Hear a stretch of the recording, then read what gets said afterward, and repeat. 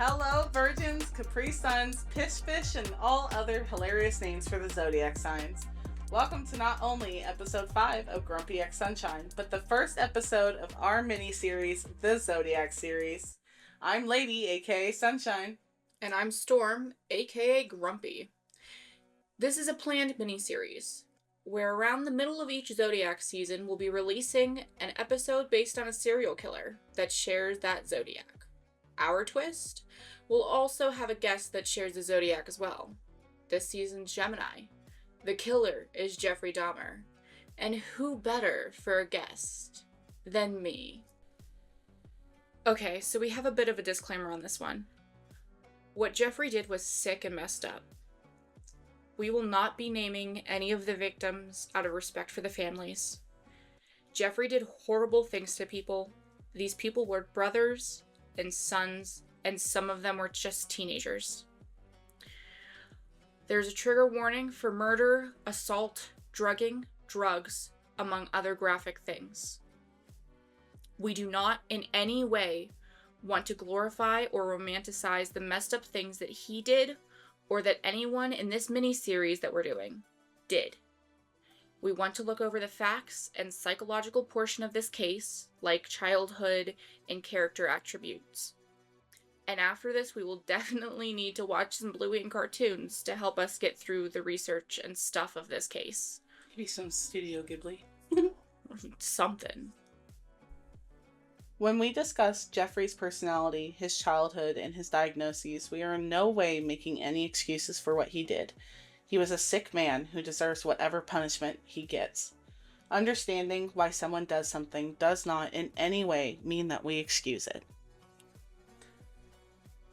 Alright, so before we begin getting into this pretty well-known case, in fact, what the fuck am I saying? Specifically the facts about Jeffrey Dahmer and his really terrible crimes. We're gonna start off on a slightly lighter note, which is like... Storm went to Walmart and it was fucking nuts. That's what we're gonna talk about right now. Your laugh is so loud. Hold on. We're gonna have to turn this down just a little bit. Hold on. That's okay. I think I might have seen a carjacking happening. If it wasn't a carjacking, it was a car repossession. You're gonna have to tell the full story. Okay, so, let's start from, man, I had to go, sorry. Let's start from, the very... We're starting from the beginning. Okay, we're starting from the beginning. Sorry, I've messed this up 3 times, guys. It's a process. We're not redoing it. It's fine. No. So, I have to yawn again. Okay, well, there was this guy. Okay. And this guy was putting some sort of liquid into a gas tank, and I'm not 100% sure whose gas tank it was and what liquid was going in. Okay, so we're in the middle of Walmart parking lot. Yes. And you just look over and some guy has... I'm driving in. Oh, okay. Driving into the parking lot. And some person, a man? Yes. Has a gas can? No. A bottle. Just a random fucking bottle. Yeah. And pouring it into... a plastic bottle? Like a water bottle? Like a plastic bottle. I don't know if it was like a water bottle. It was kind of like a Gatorade bottle. Or like a twist, like a tea. Like, the Arizona teas. So it's not gonna be gasoline. It might have been. Oh, okay. Anyways. I'm not supposed to put gasoline in a non-gasoline bottle, but people have done some crazier shit. Like putting whatever the fuck he was putting into his gas tank. So... You're seeing this guy do this. I do that as I'm driving towards the spot that I like to park in. Okay, because, listen guys, I park in the same spot almost every time. It is just like a routine for me. Yeah. I like my spot. Okay? My generalized area of a spot. Okay. Okay, so I go and I park and I can still see the guy that I'm looking at. Okay? I can still see him putting whatever in his gas tank. And he shuts the thing, and he starts walking away. He walks into the fucking woods. He walks into the woods. Like behind the duck pond? Like behind the duck pond, behind the Walmart, like walks, I swear to God, it's a football field long at least, to go into the fucking woods. Ew. Okay. Yeah. Alright, so he goes into the woods. Okay, and I'm sitting there and I'm texting my friend and I'm like, this is really, really weird. I just saw this happen. And he's like, leave. Leave. Get out. Right now. And I go, well, and I start video recording. And I'm like, well, he was over there and doing that. And then he walked into the woods. Like, I don't understand what's going on.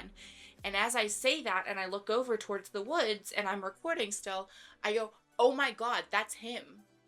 That's the guy that just did it. So he comes back from the woods. Okay. Okay? Goes up to this car, opens the door. So I'm assuming the car is his. Assuming the car is his. He does whatever, shuts the door again. Starts walking over. There's this little, like, circular thing. It's like a little roundabout, essentially, that you, if you go past the entrances, you get to this roundabout. A lot of buses use it. Oh, yeah. So, he starts walking towards the roundabout. Here's the thing.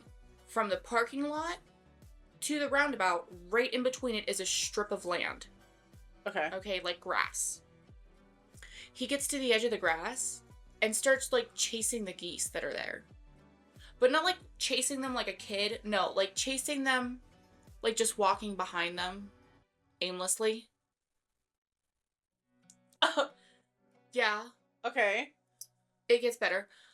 Then he follows the grass along, comes out of the parking lot, and starts walking around the roundabout in circles. This guy did 2 or 3 laps. At this point, some other strange car pulls in diagonally in front of me. So that gets my attention. Okay.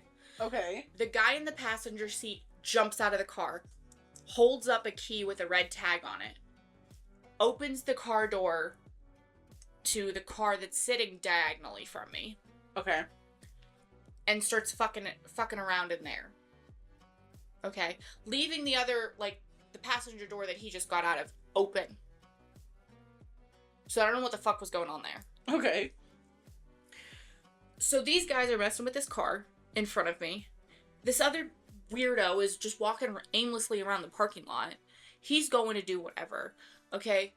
I see the guy that was filling up the gas tank, like filling up his tank with whatever liquid, just walking around. He's off in the Nana land, whatever. And these 2 guys are doing whatever to this car. And the guy that pulled in diagonally in front of me cuts between my car and the car that's parked diagonally from me. So, like, we're, like, in a side-to-side. So if there's 4 parking spots, I'm in the one on the right and they're on the one in the left. That's how our cars are lined up, but this guy just cuts between both of us. Okay. Okay. Pulls forward.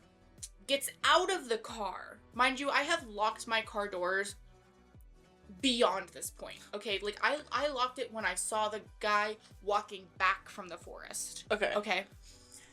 So, this guy gets out of his car and starts talking to the other guy in the other car. Like, blah, blah, blah. And I'm not, like, listening, because I'm sending a message to my friend saying, this is really weird. I don't know what's going on. Thankfully, they pulled their car up. I don't know what's going on.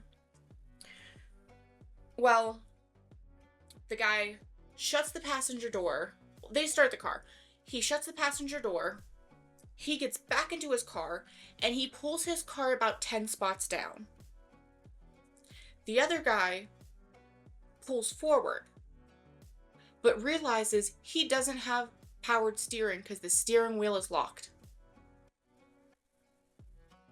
And that's when I said, fuck this shit, I'm out, as the other guy's still wandering around the fucking parking lot.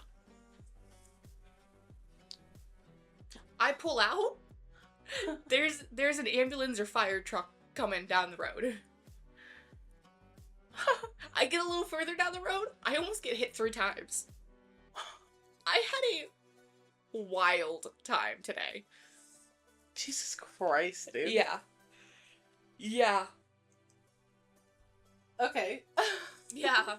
That's fucking terrible. Storm had a rough time. I bet you did. It's fine. We're here now, though. Okay, Geminis. Geminis. Okay, well, okay.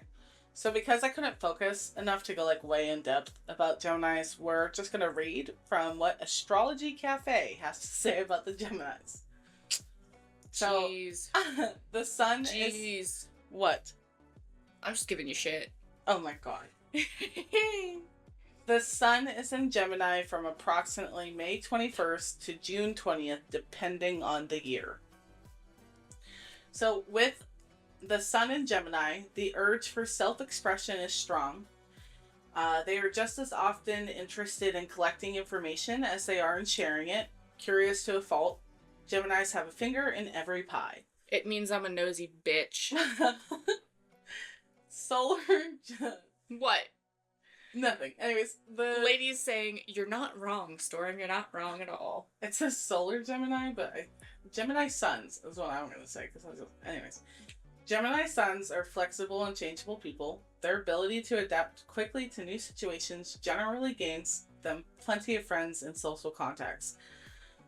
Usually quite clever and witty, Geminis enjoy intellectual conversations and are easily bored if they are not getting enough mental stimulation. Nope, we'll have 5 conversations at the same time on 5 different platforms.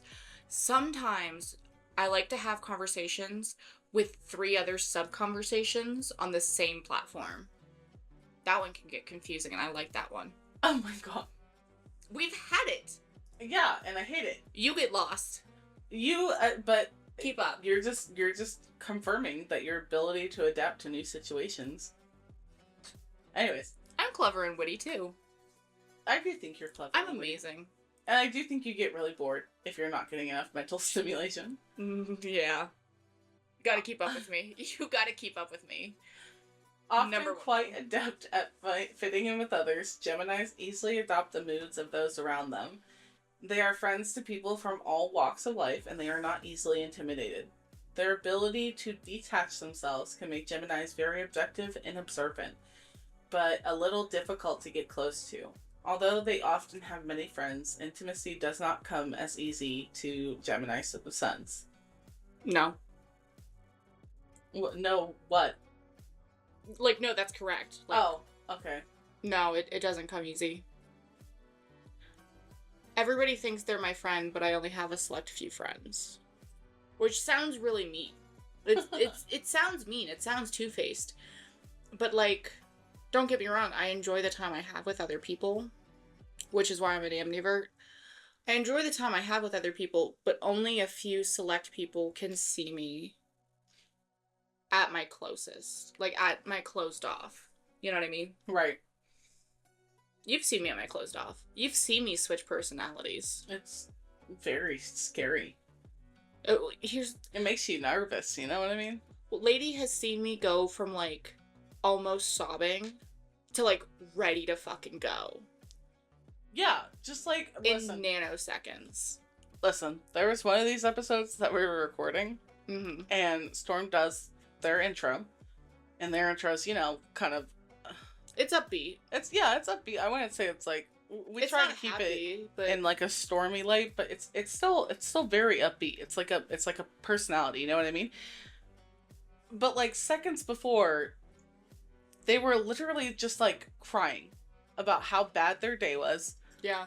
About, like, everything going on. They're super stressed out, like, crying. Yeah. And then they go... And then just immediately in character. Yeah. It was crazy. Storm, I also grew up as an actor. So, like, I've been doing plays since I was in first grade. And maybe that's, like, a Gemini thing. I don't know, but that's a me thing. Well, it says you can easily adopt the moods of those around them. Yeah. So, you can easily, like, change your... Talking to a Gemini is like looking in a mirror. That's what I hear a lot of people saying, yeah. Yeah, we'll give you what you give us. Right. Alright. It can be difficult to know what a Gemini really feels at any given moment, as we just discussed. Yeah. They are often very impressionable and scattered. There is usually a nervous air to Geminis that can make them more personal characters. What? Sorry. There's an there is a usually what the fuck am I saying? There is usually a nervous air to Geminis that can make them more personal characters, a little uneasy. It is not always intuitive to trust Geminis to be loyal or keep secrets. Yep. That's what Lady was trying to say. Thank you. I'm like stroking out trying to Here's the thing. We can keep secrets if you tell us, hey, I really don't want this shared. I need this to be a secret. Geminis often flit about, moving quickly and keeping busy at every step of the way. Many people with this position of the sun have gained quite a bit of knowledge in their lifetimes, but they often don't possess specialized knowledge. This is because Geminis have relatively short attention spans. Restlessness is especially common with this position of the sun. Usually quite affable, Geminis enjoy the light side of things. The tendency to take things lightly makes them quite pleasing to be around, but it can be maddening to people seeking support on deeper issues in life. Which, like, I am so smart. You could testify to that. I know so much about so many different things. You are a jack of all trades, that is. A master of none. Yes. Oh, look, squirrel. Stop. I do have to agree, though. I don't think... I like... When they say the light side of things, I don't think you're the light side of things. You know what I mean? You're grumpy. But you definitely don't go very deep on things in general. Like... 9 times out of 10, no. Yeah, and, like, I can attest to this. Like, I definitely think, like... Can I be deep? Yeah. Absolutely. But I prefer to be as shallow as a kiddie pool. Well, there's also times where it's, like, something will irritate me, and you are such, like, a surface-level person in general that you won't understand why something's irritating me until I, like, tell you, and I'm explaining, like, the reasons why, and, like, getting, like, really, like, showing you, like, underlying layers, and you're just, like, looking at me like, what? Bro, maybe it's not that deep. Like, why would you look into it like that? Yeah, well, it's not that deep, bruh. Just like, bro. So, finishing up, it says, Geminis are both interesting and interested. Their wit can be dazzling and their changeability dizzying. At the very least, Geminis will seldom bore you. Which, I am not boring. No, you're definitely not boring. People with the sun in Gemini is, Drew Carey, Courtney Cox, Johnny Depp. Yep. Who else? Nicole Kidman. I don't know who. Marilyn Monroe. Mm-hmm. Wow. And I'm pretty sure Prince William. What? Lady Gaga and fuck, what's her name? She has a movie coming out. She has a movie. She has black hair. She has big hair. She was in and out of rehab. She sang the song Rehab. Demi Lovato? No. I want to say Amy Winehouse or something. Oh. I'm pretty sure they were both Gemini risings. I think. Amy Whitehouse? Winehouse? Yeah. And I Will Always Love You? No, that was Whitney Houston. I don't know. Amy Winehouse. Yeah. You're right. That's the one with the movie coming out. Whitney Houston already had a movie. But I'm pretty sure they're both Gemini's rising, which is a whole different. Storm is a Gemini, Taurus, Gemini. Gemini Sun, Taurus Moon, Gemini rising. So I got a lot of Gemini in me. So would you say your Gemini is like very like overruling in yourself? Let me look at my chart. No, like I'm just talking about your personality that you notice. I think Gemini is very apparent in me. Very apparent.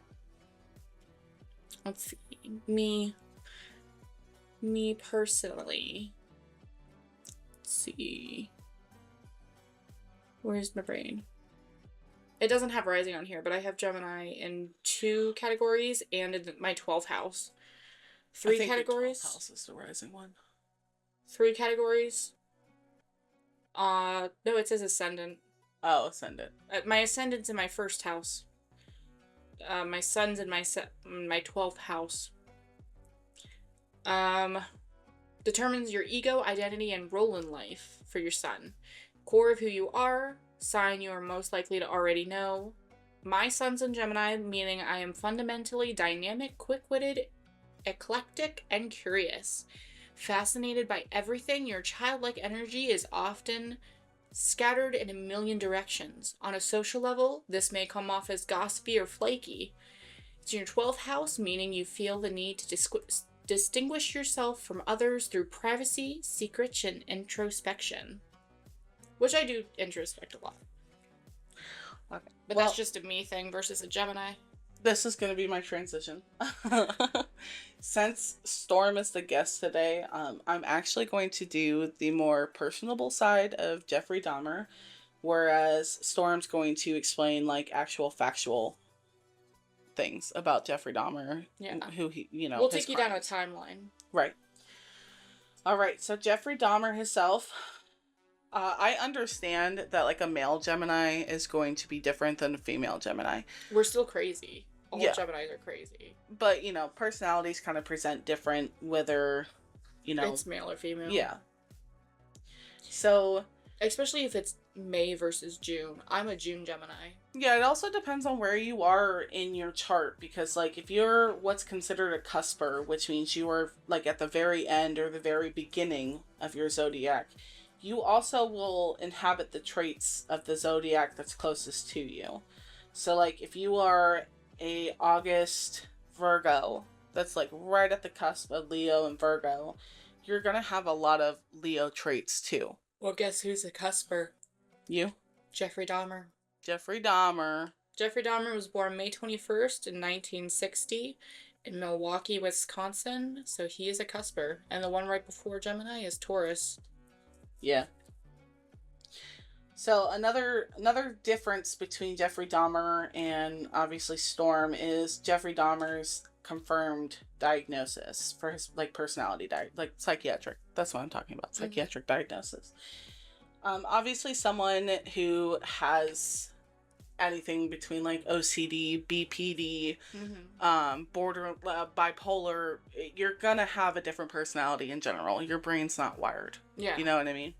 So Storm is not diagnosed with anything. Right.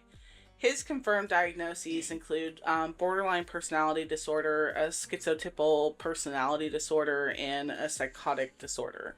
So schizotypal personality is considered in like psychiatric. It's a cluster B personality. Okay.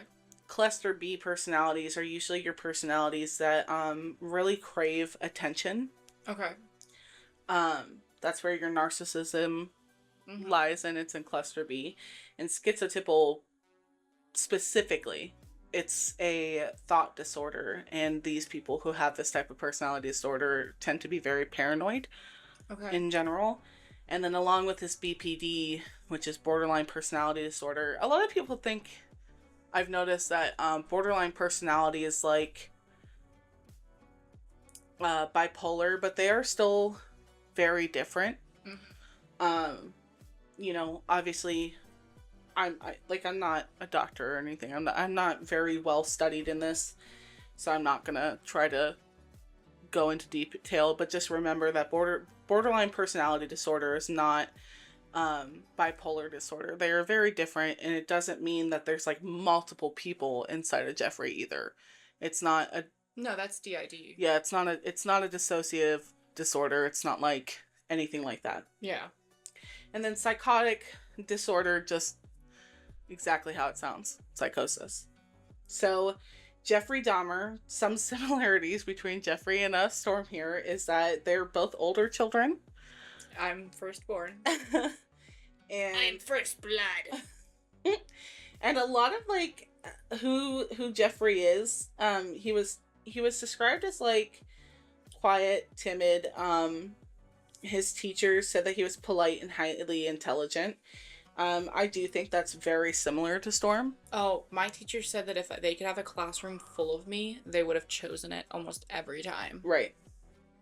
So, but with Jeffrey Dahmer, neither parent really paid much attention to him after his toddler years.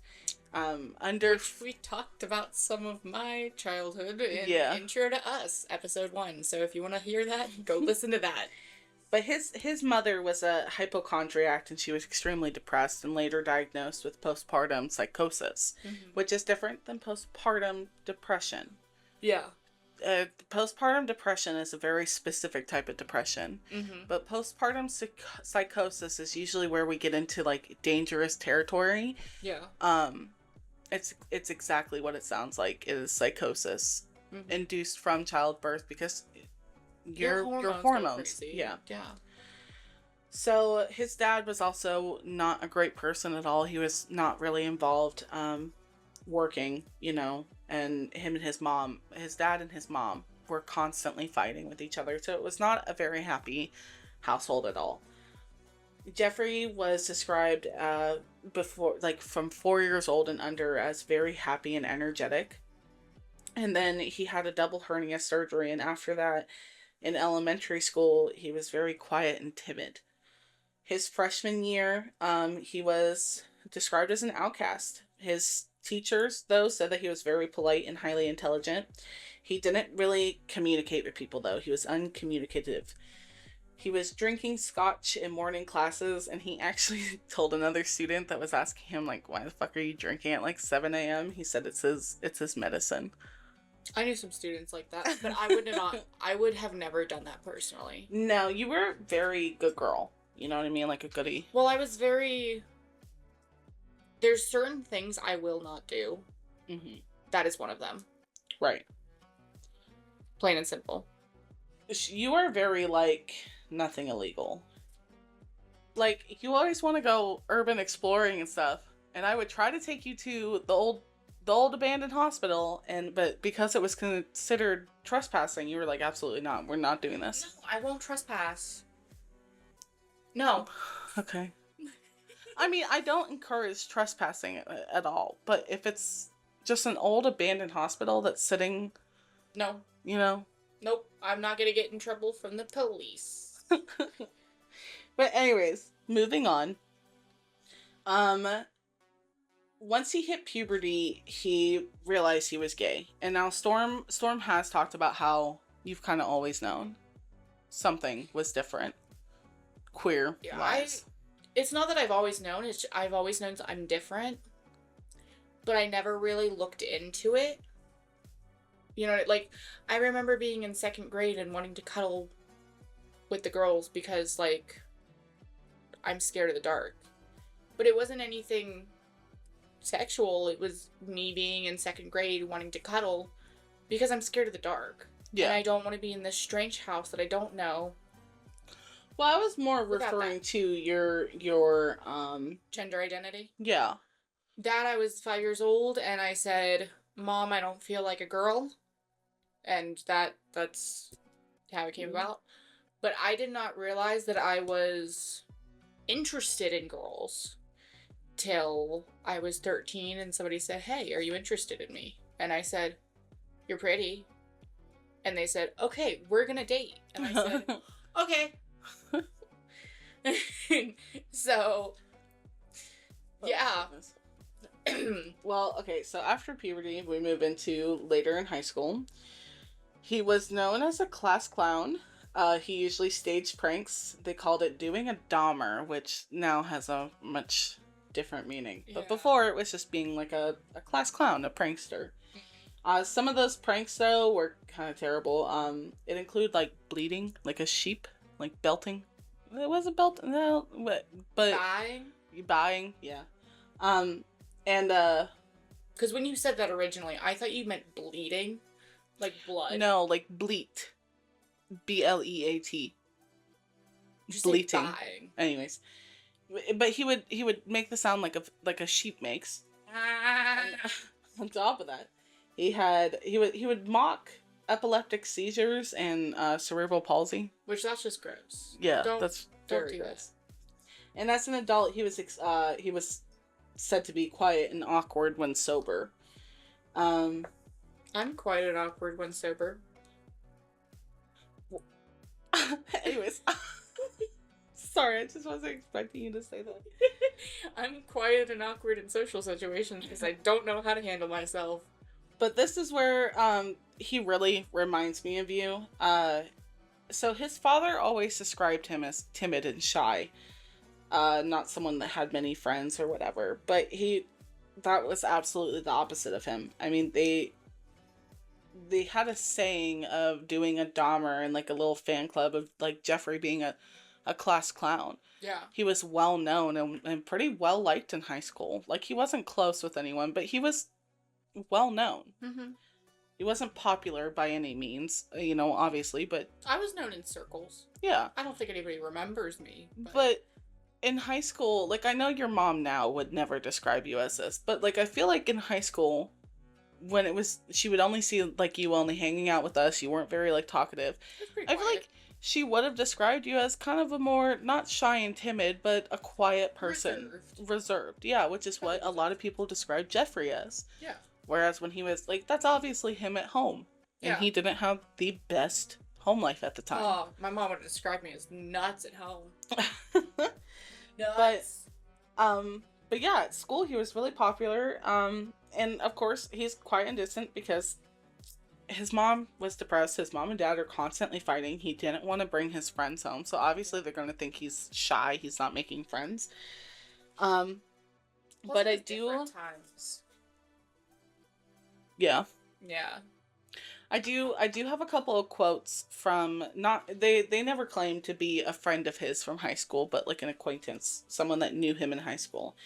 This guy was interviewed because just because he knew Jeffrey, for one, and he had actually found out about Jeffrey's guilty conviction, about Jeffrey's crimes, basically, when he was actually touring Europe after high school. So Jesus, he picked up that was when the news finally reached like worldwide. Mm-hmm. And he was on a train traveling around Europe and saw an article about Jeffrey Dahmer. Jesus. And he's this like media crazed serial killer in the United States now, and he's like, I knew him. I went to high school with him. Like, yeah. So he says, I wouldn't say I was a friend of his. I don't think he had any close friends. We saw him a lot because my friends and I thought he was a funny guy. He did things to crack us up and make us laugh. And he was in a lot of classes with me, so he was around all the time. I don't think he had any close friends, really, in those years. That's just how I knew him. Just somebody in my class that was a little bit different and a little bit funny. And then make that noise. Lady wrote all this down on notebook paper.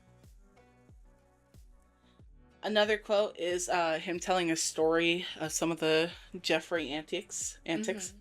He said, I was at my locker and he just stopped by and put his head on my chest for a second. He said, I just want to listen to your heart, make sure you're still alive, and then just went right down the hallway as usual. That all lasted about 5 seconds, and that's like a goofy 14 to 15-year-old thing to do. Just imagine. Like, that's some of the shit we did. I don't need to imagine, because I have done stuff like that. Like, that's some of the shit we did. We would just walk up to each other and just be really fucking weird and act like nothing even happened and just walk right down the hallway. Like, I didn't just lay my head on your boobs and say, I would do that. Maybe.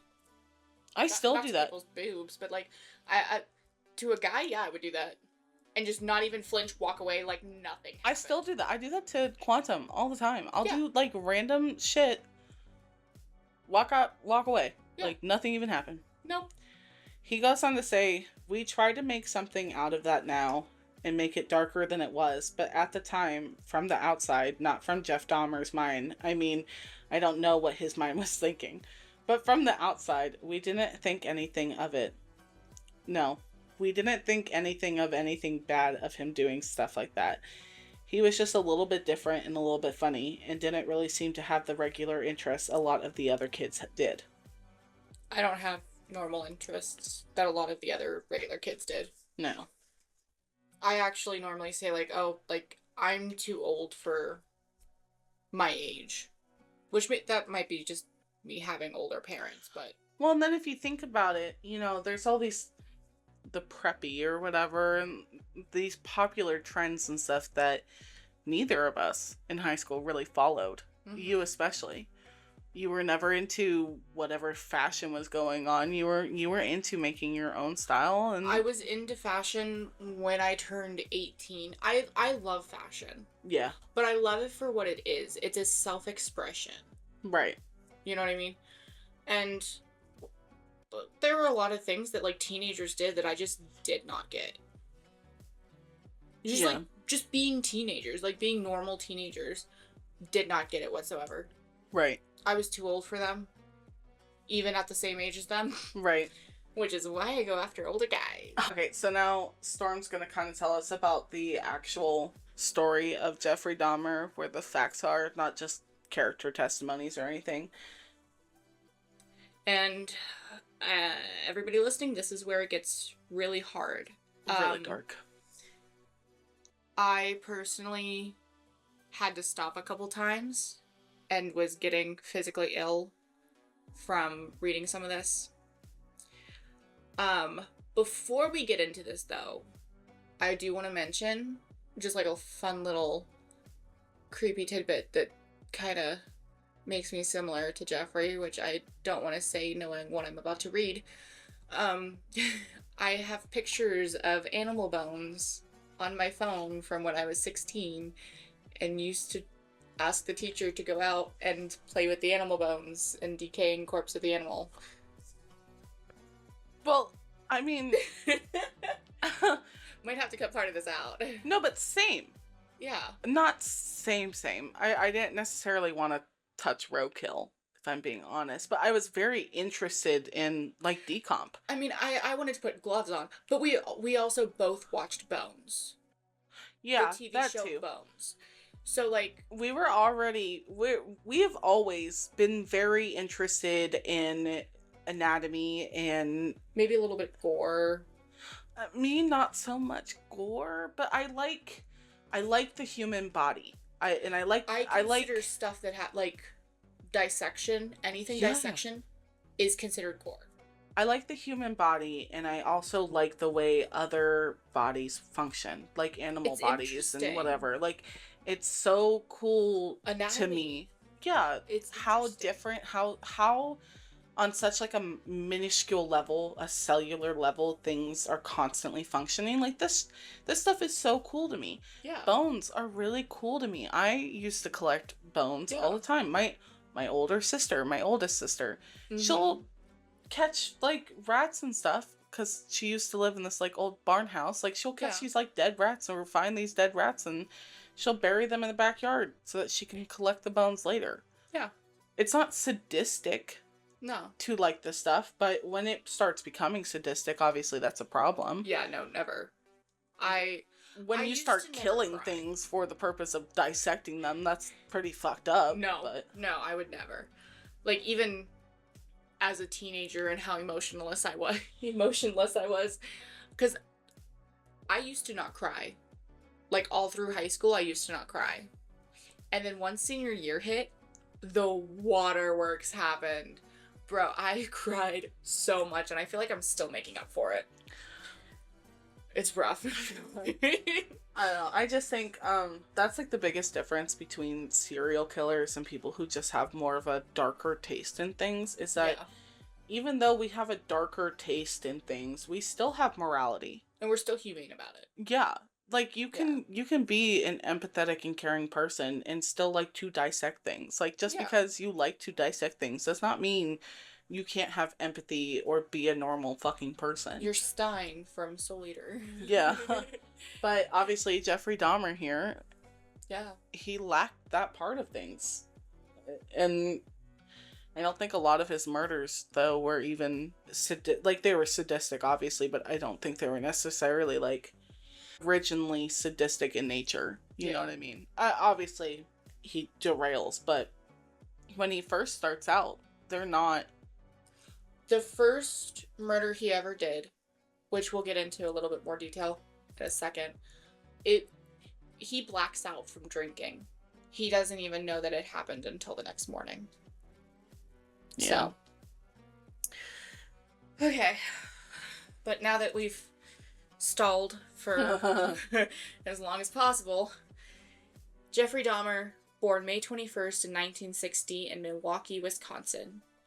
He grew up to be 6 foot 0 inches, and he died November 28th, 1994 in Portage, Wisconsin, murdered by a fellow inmate. Possible 17 victims, and I say possible because there could have been more that he confessed to, or more that he just did not confess to. Didn't they say, I remember reading something that said that they had assumed, because he was in the military, right? They couldn't find, I read through a couple documents for that. They could not find any murders that would have been linked to him in the U.S. military. Okay. Yeah, because as soon as he was confirmed to be a killer, they looked back at that stuff. And multiple sources said that they couldn't find anything. Is it still a possibility? Yes. But there's no confirmed things. So, I put 1961. I meant to put 1960. 1960, May 21st, Jeffrey Lionel Dahmer was born to Lionel and Joyce Dahmer. In 1962, the Dahmers moved to Ames, Iowa. 1964, Jeffrey, at the age of 4, is diagnosed with a double hernia, had surgery to correct it. 1966, November, Dahmers moved to Doylestown, Ohio, and then several other moves in the next year with Jeffrey, while Jeffrey's mother was pregnant at the time. Jeffrey's mother's second pregnancy was said to be, like, extremely hard on her. The first pregnancy was said to be extremely hard, too, but right. The second one just as much. 1968, the Dahmers moved to Bath, Ohio. Jeffrey is age 8 at this point. Jeffrey's father said the neighbors molested Jeffrey, but Jeffrey has no recollection of that. What? Yeah. Lionel said that the neighbors, when they moved to Bath, Ohio, had molested Jeffrey. Jeffrey had said in an interview, I don't remember that. So his dad's just running around saying that his kid got molested? It's either that his kid did, or that, and Jeffrey completely blocked out the trauma, or that it didn't happen, and Lionel just started saying that. Well, he's probably trying to say that so people don't think he was, like, a bad parent, or, like, they abused him or something. There has to be an abuse. And I say that if the dad was lying about Jeffrey being assaulted, not if Jeffrey was actually assaulted. You know, like, I'm not... It could have been one of two things. It could have been Jeffrey's dad lying about it. Mm-hmm. Or it could have been Jeffrey's dad being like, no, this happened, and Jeffrey just has repressed memories. Right. It could be either. But if it is trauma. If it is him just, like, lying about it, it's definitely because he's a little narcissist. Anyways. Okay. So, in the late 1970s, Jeffrey's mother was then hospitalized for psychiatric problems. Jeffrey's father said that it had to do with extreme nervousness. 1978, June 4th, Jeffrey graduates from high school while his parents are going through an extremely bitter divorce, and that was in quotes. Quote, extremely bitter divorce. Yeah, it was terrible. Oh my god. Oh, they were so nasty to each other, too. Dude, that would have been rough. 1978, in June 18th, the first murder happens. Jeffrey is 18 years old at this point in Bath Township, Ohio. I would like to point out that the bitter divorce resulted in the mom getting full custody of his brother. Okay. And the dad moving out. Because the dad moves out first. And then the mom leaves.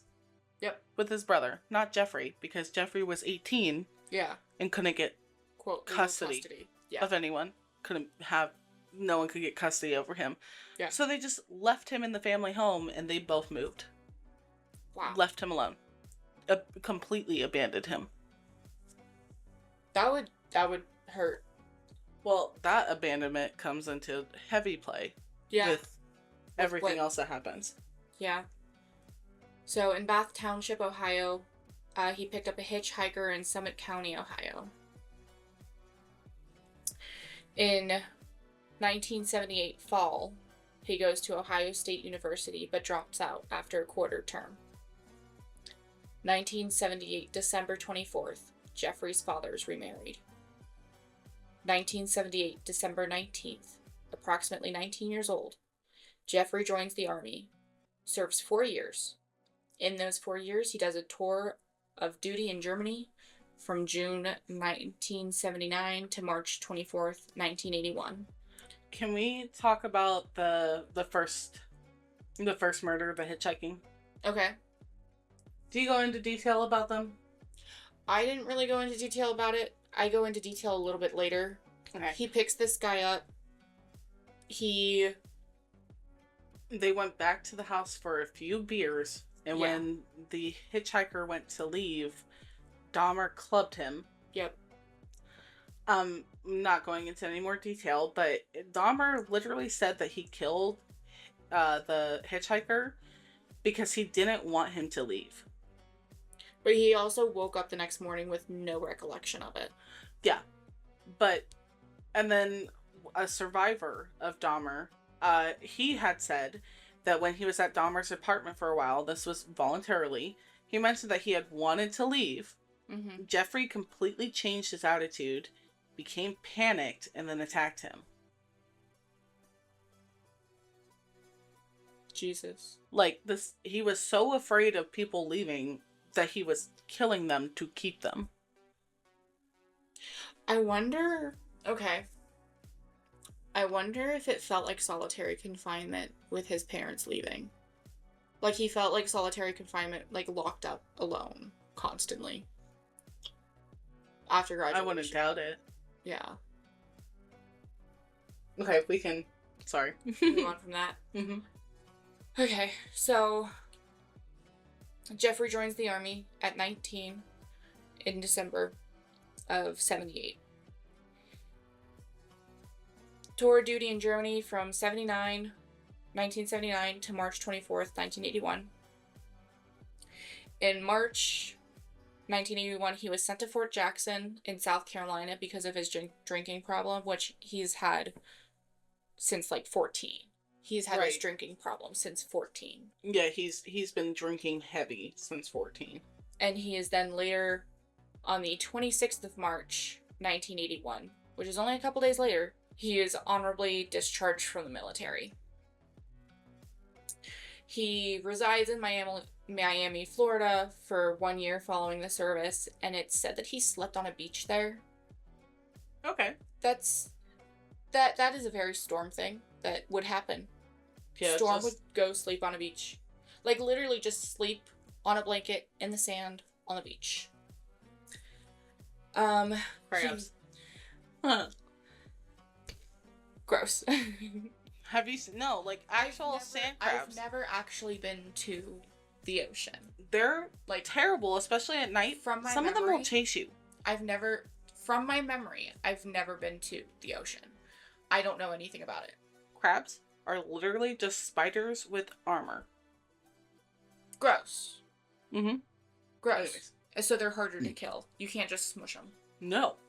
You have to run away from the fucker that's about to pinch the shit out of you. Jesus. Yeah. So, he then returns to Milwaukee, Wisconsin to live with his grandmother in Alice, Wisconsin.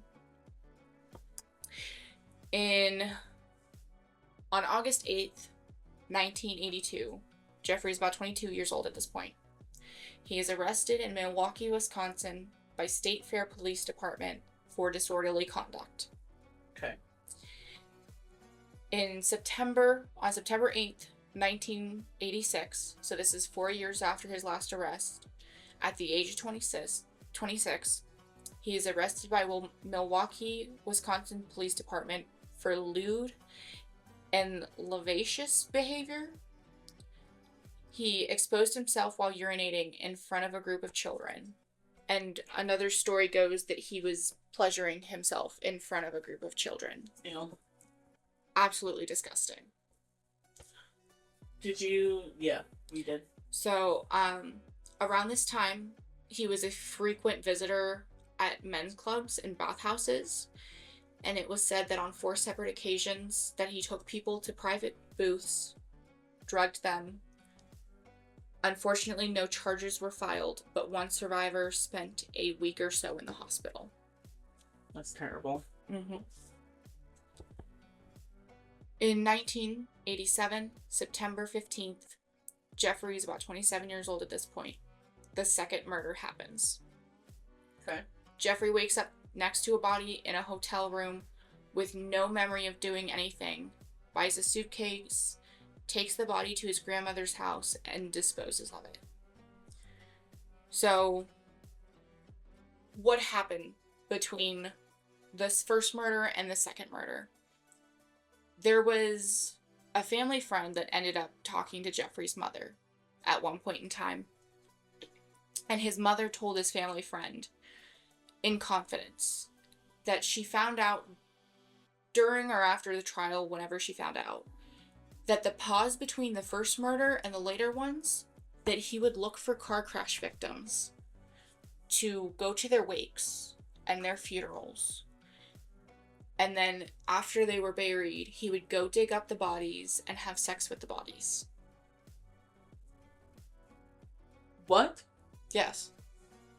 His mother found out and told a family friend that she found out that between the first murder and the second murder, he would go find car crash victims and, like, just victims that have recently passed away, like people he found attractive.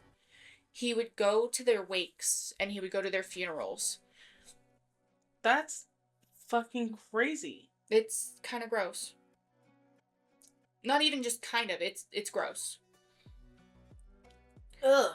He would then dig up the bodies and have sex with the bodies. Ugh. Yeah.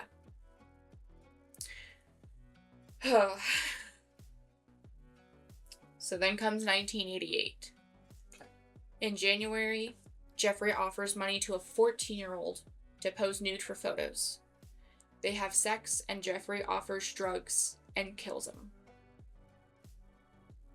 In March, Jeffrey offers money to a 25-year-old for nude photos.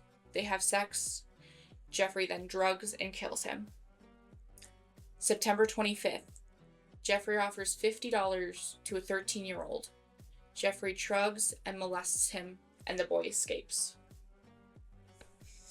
So, September 27th, 2 years after his last arrest, at the age of 28, he is arrested by Milwaukee Police Department for sexual exploitation of a child involving enticement. So because he tried to pay the child $50. 1989, January, Jeffrey is convicted of second-degree sexual assault, sentenced on May 23rd to 3 years custody, but he only served 10 months, and it was stated to 5 years probation. Okay? Okay, wait. And here's where it gets a little weird. He was sentenced on May 23rd, 1989. Okay? Okay. But March 25th, 1989, Jeffrey, at the age of 28, meets a 24-year-old at a club, took him back to his grandmother's house for sex, then drugged and murdered him. The victim's painted skull was recovered in the final arrest. Ew. Yeah. So, in January, he's convicted. They sentence him on May 23rd. But between those two things, March 25th is when he hurt somebody. Wow. May 29th. So we're in 1990 at this point. We have hit the 90s. Okay. And this is where it starts getting more gruesome. Now, I did leave out the parts where which victims he drilled holes into their heads and poured in acid. Some of these are more than drugged. Some of these are just drugged. He started experimenting where he would drill holes into their heads and pour acid in so that they would essentially become zombies. So, 1990, May 29th. Jeffrey has just turned 30, meets this 33-year-old at the club, offers money for nude photos, and then he drugs and strangles him, has sex with the body. Victim's painted skull recovered at final arrest. June 28th, 28-year-old at a bar. He offers money for sex and pictures. After the sex, he's drugged and strangled. Photos Dahmer took of dismembering the body, believed were found at the final arrest. Okay. September 2nd, he meets a 24-year-old. Met Dahmer in front of a bookstore. Dahmer offers him money to come home with him. After sex, Dahmer drugs, kills him, and dismembers him while taking photos. His bleached skeleton and painted skull were recovered in the final arrest. September 24th, Jeffrey meets a 23-year-old, and I'm not sure if this is the 23-year-old because I couldn't find an age in this section. Dahmer offers him money to come home with him, murders him without sex, and takes photos while he dismembers the body. Okay. Fast forward to 1991. So we jump from September to March. That's a what? Like, not quite 6-month period? Is that a 6-month period? 6 months, yeah. So we have a 6-month rest in there. March 7th, he finds an 18-year-old, picks him up at a bus stop, offers him money to come home with him, drugs him, assaults him, and strangles him, then takes photos of dismembering the body.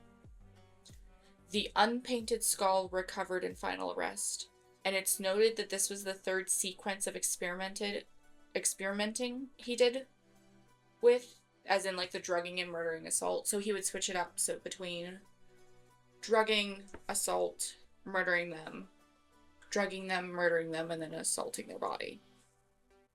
Okay. April 7th, he finds this 19-year-old, offers him money to come home with him. He then drugs and strangles him and has sex with the body. The unpainted skull recovered at the final arrest. May 17th, a 14-year-old. This one will enrage some people. Understandably so, because this hurts reading this one. He meets this 14-year-old in front of a mall and offers him money to pose for nude photos. He takes photos, drugs him, and Jeffrey leaves him to go out for a beer. The boy escapes naked into the street, and neighbors call the police. Dahmer convinces these police that the boy is actually his lover, and that they had a lover's quarrel. The boy is still too drugged, and can't confirm or deny anything that Dahmer says, and the police return him to Dahmer.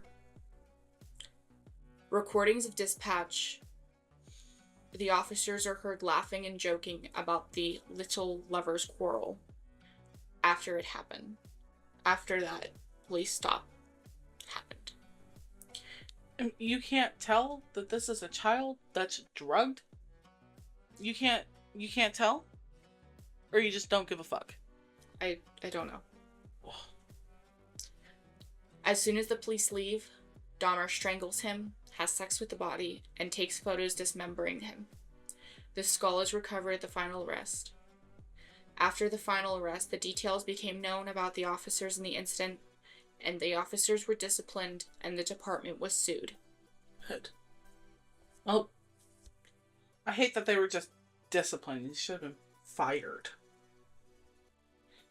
That's a rough one. That's a rough one. That's terrible. Not only being a 14-year-old, but like... You got help. Yeah. The police were right there. Like, that's... And that... Mm-mm. Mm-mm. It's... That one's a hard one. May 24th, a 31-year-old, deaf and mute, who knew Dahmer for 2 years. Jeffrey offered this person money. He offered him $50 to come home with him and pose for photos. He was then drugged and murdered without sex. His unpainted skull recovered at final arrest. June 30th, Jeffrey meets a 20-year-old at the bus station after a gay pride parade. He offers him money to pose nude, drugged him, and then strangled him. Dismembered the body, put the head into a freezer, and the body in acid. July 6th, he meets a 23-year-old, met them at a gay bar in Chicago. Dahmer offers money to come back to Milwaukee, and he wasn't murdered till the next day after, when he said he wanted to leave. Dahmer then drugged him, strangled him, and took photos dismembering the body. He put the head in the freezer and the body in acid. July 15th, Jeffrey was fired for attendance at the chocolate company he worked for. That same day, he goes and he meets a 23-year-old on the street. They go back to Jeffrey's apartment for body rubs. That's literally what the website said, is body rubs. Okay. Dahmer then drugged and strangled him, had sex with the body, dismembered it, and put the head in the freezer. The heart into the fridge to, quote, eat later, unquote. Okay. July 16th, Dahmer meets a 25-year-old at a bus stop and offers money for nudes. After sex, he drugs, strangles, and dismembers him, putting the head in the freezer and the body in an acid barrel. July 22nd, Jeffrey meets a 32-year-old, went back to his apartment for beers. He was drugged. This one escapes. With handcuffs on one wrist, he flagged down police, led them back to Dahmer's apartment, where the police found photos of dismembered bodies and body parts in the fridge. Jeffrey is then arrested. This is 3 years after his last arrest, at 31 years old. At that point, the footage of crews in biohazard suits taking out evidence was televised all over the world. And Jeffrey ended up confessing. Man. 1992 comes the trial and sentencing. So it's about 6 months, 5 to 6 months since he's originally arrested. January 14th of 1992, Jeffrey enters the plea of guilty but insane in 15 of the 17 murders he claims to have committed. February 15th, a 10-2 majority vote, Dahmer was found sane in each murder. The jury deliberated for a little more than 10 hours. Wow. Testimony from experts went on for weeks, one claiming that Jeffrey would periodically remove parts of his victims from the freezer to eat, another claiming it was a lie that Jeffrey made up to make him sound insane. So we're not for sure if he was a cannibal or not? I think he ate people, but I don't know if they were trying to make it out so he was, quote, sicker than he actually was. Like, he was a sick fuck. Yeah. Let's start off with that. He was a sick fuck. Okay, so we took a little break because we had started talking about those claims that people made that Jeffrey Dahmer had said that the taste of tattoos is gross. Mm-hmm. He doesn't like eating people with tattoos. And I couldn't find anything where he actually said that. I literally read 45 pages of an FBI interview where it was claimed that he said it in. He didn't say that. He compared the taste of human meat to the texture of human meat to a filet mignon, saying it's very, very tender. Which there might be something more out there that we just haven't seen, but I'm not reading through any more transcripts. Y'all can just let us know. Yeah, if you find an FBI transcript, you can go to FBI.gov. What is it? Vault/FBI.gov. What is it? Yeah, Vault. Vault/ or is it Vault dot? Yeah. Sorry for scratching you, love. So vault.fbi.gov, you can find some paperwork there. Interviews that he's done. Yeah. Yeah. Anyways, if you guys find it, link it. Send it to us. Let me know. I want to read it. Screenshot. So, but we did find that Jeffrey Dahmer said that he did it because it made him feel closer. Like the victim was always with him. Yeah. And that's just so weird. He said that all of his killing and everything was completely based on obsession. Yeah. Oh, and he didn't have a preference. He was going after the striptease body types. What he enjoyed looking at. Ouch. Sorry. And was attracted to is what he went after. Right. So, but we're in 1992. Okay. February 17th, Jeffrey Dahmer sentenced to 15 consecutive life terms. At the sentencing, Jeffrey had prepared and read a statement that we aren't going to read. Ladies also already listened to a little bit of it when we were taking that pause. But essentially, the overview is him saying that he tried to make amends after being arrested by being forthcoming with the police, and that he knew he was sick or evil, quote, sick or evil, but believes that he was sick. Now believes. I just want to point out, I listened to a very, large amount of his testimony to, his statement to the families or whatever, and he starts going into, God has forgiven me, and starts, basically praying. It turns into, a sermon. Oh, yeah, no. That Anyways. Nasty man. Later, he pleads guilty to aggravated murder in Ohio for his first victim, and he was sentenced to life in prison without parole. So he is sentenced to about 16 life terms. No parole. Good. In 1994, March, Lionel Dahmer publishes a book titled A Father's Story. Yeah. That man... Lionel. Crazy fucking too. Jesus. Listen, Lionel.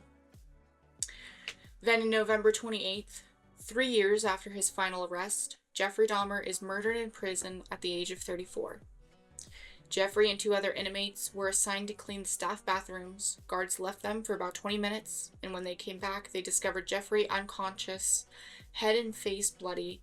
Jeffrey died on the way to the hospital in the ambulance from multiple skull fractures and brain trauma. Jeffrey's mother wanted his brain preserved for science so they could study it to prevent similar cases from being committed in the future, unquote. And his father disagreed. Jeffrey's brain was kept for some time. Jeffrey was cremated, and then later his brain was cremated and added. Yeah. I would just like to say, I understand that mother went through a lot as well. I think both of his parents are kind of fucked up. Yeah. I mean, she abandoned him. Took off with his younger brother. Yeah. His father did too. I mean, he went back to his grandma so many times because that was the only place that he felt like he could get affection. And that was the only person that he ever showed affection to, too. Yeah. It's just... But that kind of irritated me that she said they could study it to prevent similar crimes from being committed in the future. And that was a little frustrating for me because nurture is still involved in this. It's not all just nature. It's not just because he has BPD or any of these other disorders. Yeah. People live with these disorders every single day. Yeah. And they don't take action on it. Yeah. I don't know, I feel like people have to remember that just because you have a mental disorder doesn't mean it gives you... It's an understanding as to why you did something. It's not an excuse as to No, it's definitely not an excuse. And I feel like I feel like with both of the parents, and a lot of times, I know it can be, hard to, be able to, look internal. I don't want to say that. I don't know how I want to put this. It's the thing. I think she was dealing with finding out her child was a monster the best way she could. And finding that out, I think she truly wanted to help by saying that. You know what I mean? That was her version of, I don't know what to do. This is gonna sound so dickish. You could have helped by not abandoning your child. Yeah. At 8. And I said abortion. You could have helped by, Yeah. you know, maybe putting everyone in therapy when you realized you had no interest in taking care of your 4-year-old son. Yeah. But at this point, it's too late. Yeah, way too late. But, like, it just kind of, like, it's hard to understand. And even people who do, like, even, he could have still turned out to be a killer if she didn't abandon him. Yeah. We don't know, though. You know? So it makes me confused. It makes me feel confused because I have a lot of sympathy and empathy, and I have a lot of anger. Yeah, but you always have a lot of anger. So. I always have a lot of anger. But, like, for me, like, because what if this was preventable? I don't think it was. What if he was never abandoned? What if he got therapy as a kid when they started noticing he was... I think those urges would have still been there. They would have still been there, but they could have been managed. It's one of those things. I mean, there's people who constantly talk about wanting to kill other people and the obsession with it that never do it. It can be managed. Yeah, I know. So we don't know. We can't tell. So you feel like I feel these two sides of the coin of like, one hand, you probably could have prevented this, but on the other hand, no, you couldn't have. Yeah.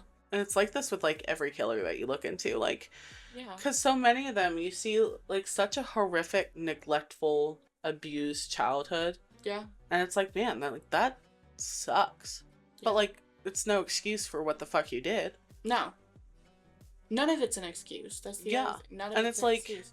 There is no excuse for that. Exactly. I feel like there's like you either go one of two ways, you know? Yeah. On the road of I'm never gonna be like that person, or like just because I'm suffering, everyone else has to suffer too. It's a very heavy episode. Yeah. Really, really heavy episode. But... So next week we will be back to our regularly scheduled What is next week? Sunshiny. So this week is episode 5, True Crime Zodiac series, Gemini. Next week will be Creatures of the Night, Bessie and the Hanging House. Bessie and the Hanging House. Yeah. Next week. So same time. Next week's a little bit lighter episode. Yeah. Well, it's still kind of sad at the end. I'm sorry. I just apparently like to hurt people's feelings this whole time. Yeah, you love to hurt me. I love the murder. Okay, lady. Okay. You're welcome. Yeah, Storm is very... Surprisingly, as grumpy, Storm is more sunshine, apparently. That's okay. True crime is cool to me. I don't know. I like a lot of true crime. I used to be able to handle it a lot better than I can now. I developed this thing called empathy. I developed this thing called empathy? That I never used to have before. Yeah. Just so y'all know, there's not going to be any weird out of the week. Stormin' Lady's brain is dead. Guys, listen, okay? Lady and me just struggled trying to make sure that you guys knew that there's not going to be a weird thought of the week. We struggled for, I swear to God, 30 minutes. So tired. Trying to go back. Dude, I was so confused at what that noise is. It's you screaming. Anyways, but Storm and Lady went back and tried for 30 minutes to re-record the end of this. Just the end. To replace the end. And it wasn't working. So we finally got it. And then... Yeah, this is where we are now. Yeah. Okay, you know what? This is our ending. Good. Have a good night. Be kind. Love yourselves. And hydrate. Bye, bitches. Fucking tired of this shit.